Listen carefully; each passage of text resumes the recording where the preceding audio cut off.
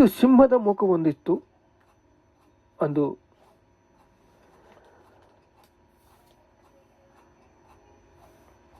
ಸಿಂಹವು ಮುಖ ಹೊಂದಿತ್ತು.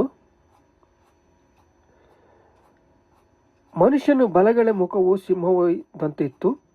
ಗರುಡ ಪಕ್ಷಿ ಮುಖವೊಂದೊಂದಿತ್ತು. ಮೇಲ್ಗಡೆ ಪ್ರತ್ಯಕ್ಷವಾಯಿತು. ರೆಕ್ಕೆಗಳು ಒಂದು ಚಕ್ರದವಾಗಿ ಆತ್ಮ ನಡೆಸ್ತಾ ಇದೆ.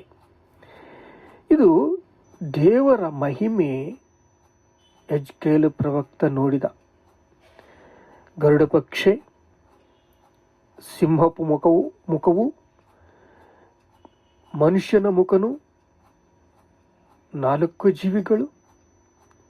ಈ 4 ಜೀವಿಗಳಲ್ಲಿ ದೇವರ ದರ್ಶನವನ್ನು ನೋಡ್ತಾ ಇದ್ದಾನೆ ಯೆಜ್ಕೇಲನು. ಈಗ ನಾವು ಕ್ರಿಸ್ತನ ಸ್ವಾರೂಪ್ಯಕ್ಕೆ ಬಂದಿದ್ದೇವೆ.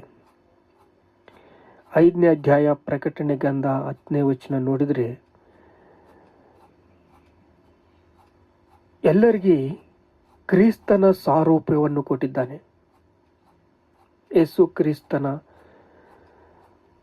ನಂಬಿ ದೀಕ್ಷಾಸ್ಥಾನವನ್ನು ತೆಗೆದುಕೊಂಡವರಿಗೆ ರಕ್ಷಣೆ ಸಿಕ್ಕಿತು. ಈ ರಕ್ಷಣೆ ಮುಖಾಂತರ ಎಲ್ಲರೂ ಯೇಸು ಕ್ರಿಸ್ತನ ರೂಪಾಂತರವಾಗಿ ಚೆಂದಿದ್ದಾರೆ.